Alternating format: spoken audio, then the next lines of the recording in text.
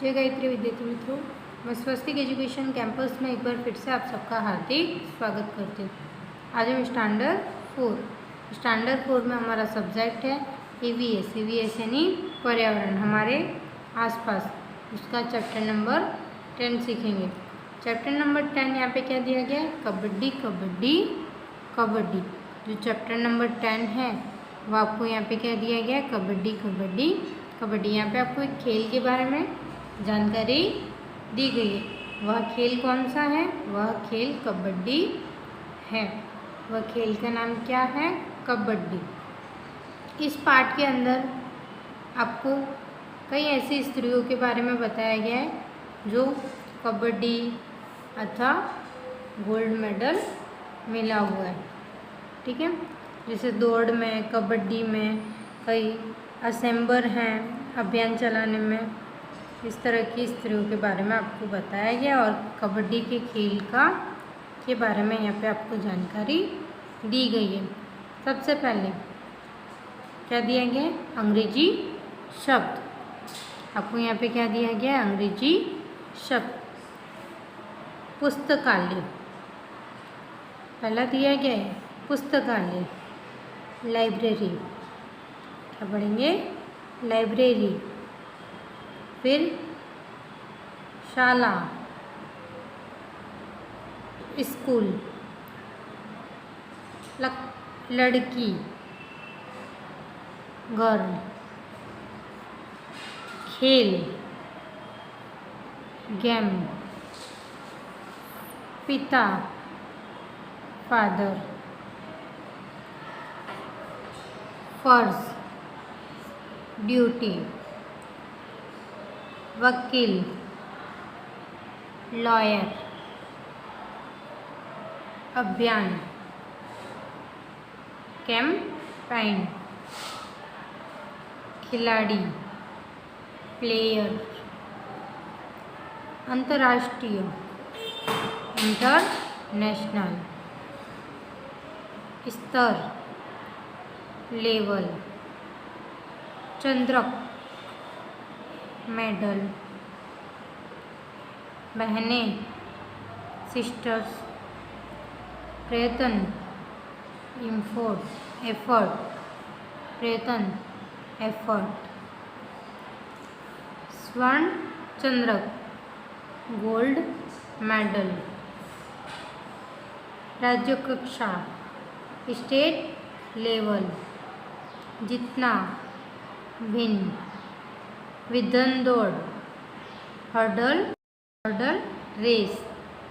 निपुण, मास्टर। सहकार, कोऑपरेशन। हार, डिफीट। विजेता, विनर। सीखने वाला, लर्नर। मध्य रेखा, मिडल लाइन। नियम, रूल्स। पैर, लेग। मूलवासी, नेटिव। इस तरह से आपको क्या दिए गए? अंग्रेजी शब्द दिए गए। तो आपको क्या करना है? ये जो अंग्रेजी शब्द हैं वो आपको तैयार करने हैं। मतलब आपको ये अंग्रेजी शब्द लर्न करने और उनकी हिंदी उच्चारण समझना है। ठीक है, अब उसके बाद थोड़ा बहुत हम स्टोरी समझते हैं कि इस पाठ में क्या है। हमने पहले थोड़ी बहुत तो सुनी, लेकिन हम अब आगे की स्टोरी सुनते हैं। तो सबसे पहला जो कबड्डी का खेल है, तो कबड्डी के खेल में 6 या 7 लोग होते हैं। कबड्डी के खेल में कितने लोग होते हैं? 6 से 7 लोग होते हैं। लेकिन 50 साल पहले लड़कियों को खेल नहीं खेलने देते थे। जो गर्ल्स होती थी उनको कबड्डी का खेल नहीं खेलने दिया जाता था और उनको किसी भी चीज़ की छूटछाट नहीं होती थी। वह पढ़ने के लिए स्कूल यानी विद्यालय भी नहीं जाती थी, वह घर पे ही रहती थी और किसी भी खेल अथवा किसी भी स्पर्धा में पार्टिसिपेट नहीं करती थी। इसी प्रकार यहाँ पे आपको दो स्त्रियों की बात की गई, एक कर्णम मल्लेश्वरी जी और दूसरी सरिता गायकवाड़। ठीक है, तो उसी पर से ये पाठ हमारा आधारित है। जो कर्णम मल्लेश्वरी हैं वह आंध्र प्रदेश की रहने वाली है। कहाँ की? आंध्र प्रदेश की।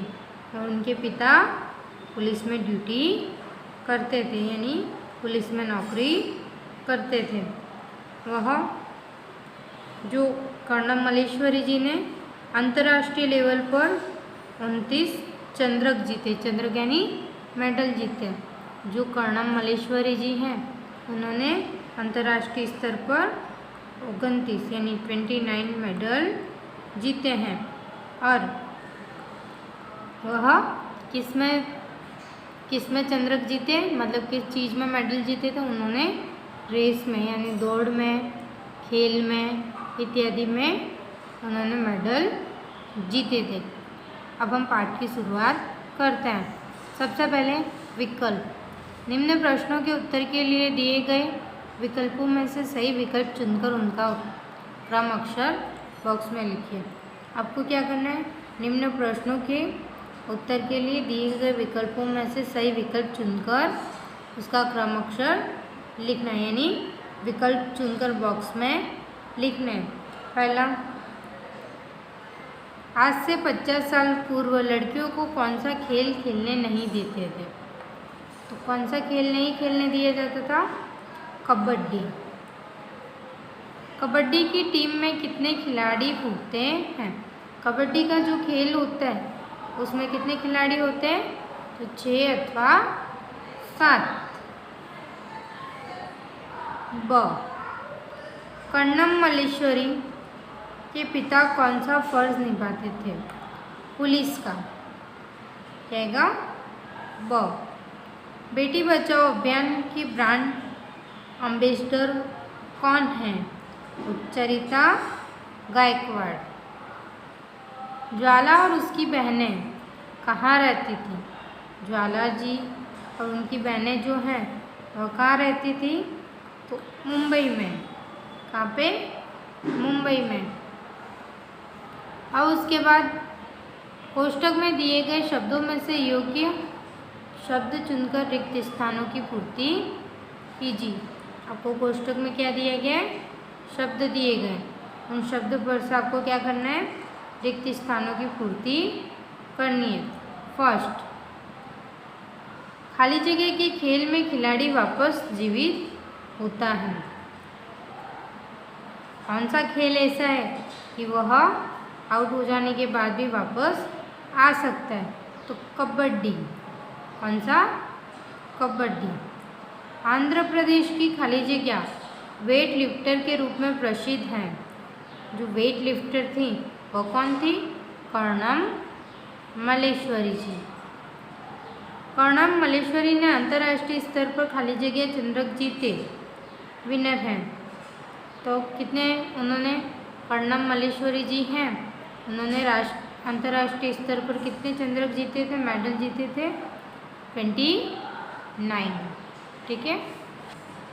उसके बाद 4th नंबर पे खाली जगह की 4 बहनें वेट लिफ्टर बनने का प्रयत्न कर रही हैं। तो मल्लेश्वरी। चरिता गायकवाड़ ने ईस्वी सन खाली जगह में रिले दौड़ों में स्वर्ण पदक यानी गोल्ड मेडल प्राप्त किया। कौन से? 2018। फिर उसके बाद निम्न सही विधानों के सामने सही और गलत विधानों के सामने गलत का निशान कीजिए। आपको सही के सामने सही का, गलत के सामने गलत का निशान करना है। कबड्डी का खेल लड़कों का खेल माना जाता था। सही। कर्णम मल्लेश्वरी ने 14 वर्ष की उम्र से वजन उठाने की शुरुआत की थी। गलत। मल्लेश्वरी ने राज्य स्तर पर 29 चंद्रक जीते हैं। मल्लेश्वरी जी हैं। सही। चरिता गायकवाड़ 400 मीटर विद्वन दौड़ में निपुण हैं। सही। ज्वाला और उसकी बहनों को उसके पिता ने कबड्डी के खेल के लिए सहकार। सॉरी डियर स्टूडेंट, ये जो प्रश्न है, मल्लेश्वरी ने राज्य स्तर पर 29 चंद्रक जीते, तो गलत आएगा। क्यों? क्योंकि यहाँ पे मल्लेश्वरी जी हैं, उन्होंने अंतर्राष्ट्रीय स्तर पर 29 चंद्रक जीते थे। उसके बाद में सरिता गायकवाड़ 400 मीटर विद्वन दौड़ में निपुण हैं। सही। ज्वाला और उसकी बहनों को उसके पिता ने कबड्डी के खेल के लिए सहकार दिया। गलत। अब उसके बाद क्या करना है आपको? उचित प्रकार से निम्न जोड़ियाँ जोड़ो। उचित प्रकार से आपको निम्न जोड़ियाँ हैं वह जोड़नी है। पहला कर्णम मल्लेश्वरी। कर्णम मल्लेश्वरी तो क्या आएगा? Weight lifter. उसके बाद सरिता गायकवाड़ तो विद्वन दौड़ में निष्णात। ज्वाला कबड्डी का खेल मामा से सीखने वाली। लीला का क्या आएगा? ज्वाला की बहन। लीला किसका नाम था? लीला ज्वाला की सिस्टर का नाम था। अब उसके बाद क्या दिया गया है? सूचना अनुसार कीजिए। आपको क्या करना है? सूचना के अनुसार करना है। तुलना कीजिए। सबसे पहले आपको क्या करना है? यहाँ पे तुलना करनी है कबड्डी और खो खो में। आपको किस में तुलना करनी है? कबड्डी और खो खो में। पहला कबड्डी और दूसरा खो खो। कबड्डी की टीम में 7 खिलाड़ी होते हैं, तो खो खो की टीम में 11 खिलाड़ी होते हैं। उसके बाद सांस को रोककर कबड्डी कबड्डी बोलना पड़ता है। तो यहाँ पे दाव लेने वाले को खो बोलकर दूसरे खिलाड़ी को दाव देना पड़ता है। उसके बाद थर्ड कबड्डी का मैदान खो खो के मैदान से छोटा होता है। जो कबड्डी का मैदान होता है वह खो खो के मैदान से छोटा होता है। तो क्या आएगा? अब यहाँ पे खो खो का मैदान कबड्डी के मैदान से बड़ा होता है। ठीक है, इस तरह से आपको क्या करना है? कबड्डी और खो खो में तुलना करनी है। क्या करना है? कबड्डी और खो खो में तुलना करनी है। अब हम आगे देखते हैं।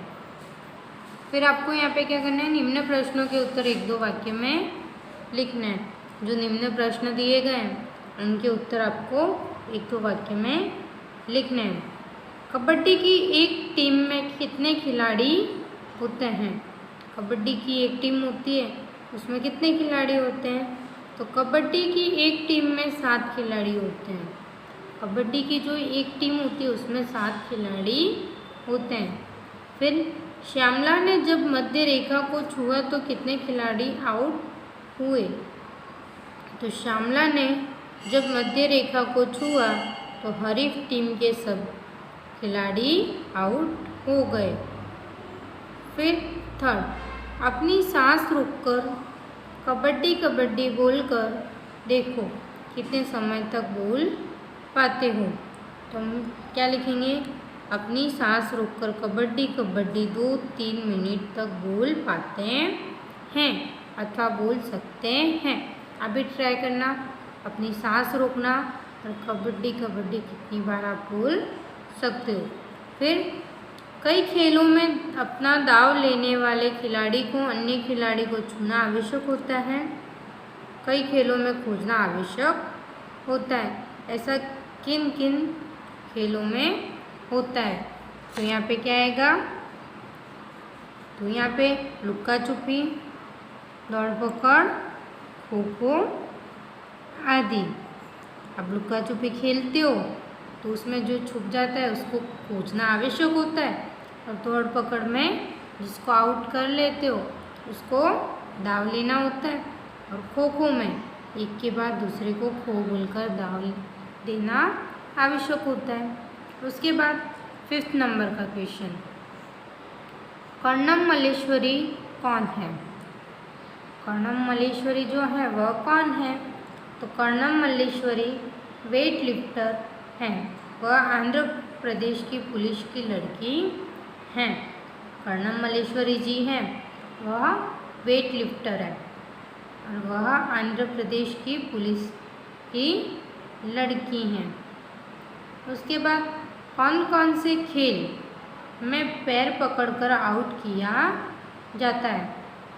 कौन कौन सा खेल ऐसा होता है जिसमें पैर यानी लेग पकड़कर आउट किया जाता है? क्या लिखेंगे? कबड्डी के खेल में पैर पकड़कर आउट किया जाता है।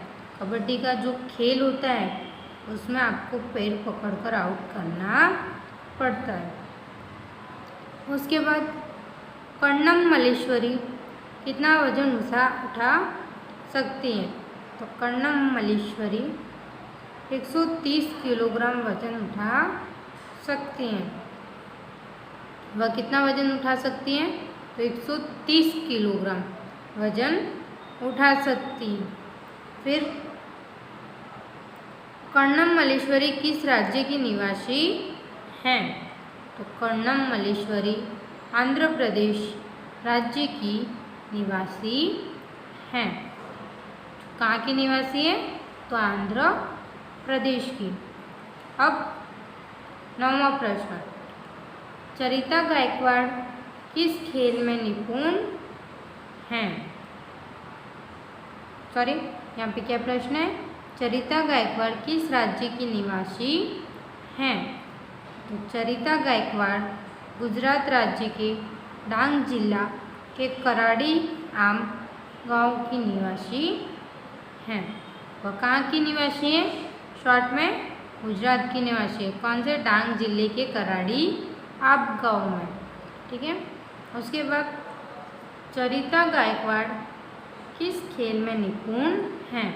तो चरिता गायकवाड़ 400 मीटर दौड़ की खेल में निपुण हैं।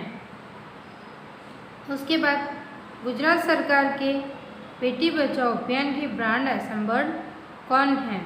तो क्या आएगा? गुजरात सरकार के बेटी बचाओ अभियान के ब्रांड एम्बेसडर चरिता गायकवाड़ हैं। ब्रांड एम्बेसडर कौन है? तो चरिता गायकवाड़। अब उसके बाद 12वां प्रश्न, आपकी शाला में कौन कौन से खेल खेले जाते हैं? तो हमारी शाला में खो खो, खड़ी खो, क्रिकेट, टेबल टेनिस, लंगड़ी जैसे विभिन्न खेल खेले जाते हैं।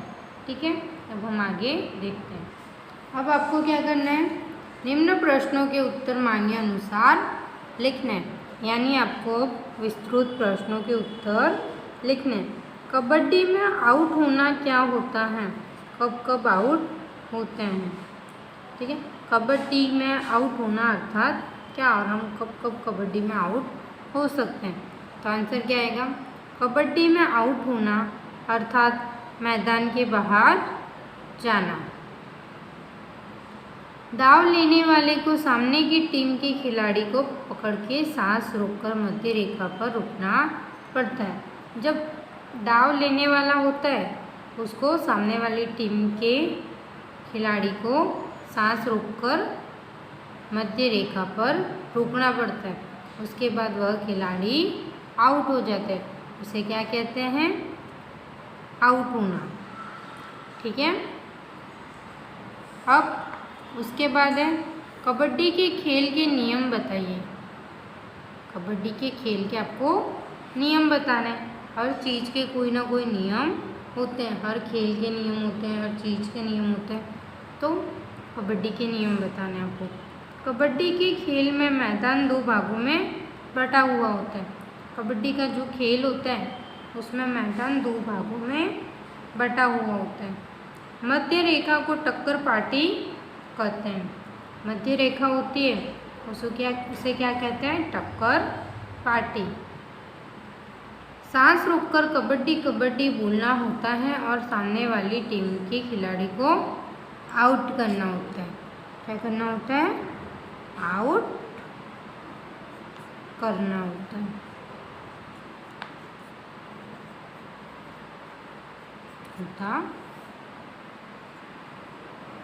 ठीक है। अब उसके बाद क्या प्रश्न है? थर्ड, खेल खेलते वक्त कोई विवाद उत्पन्न होने पर आप क्या करते हो?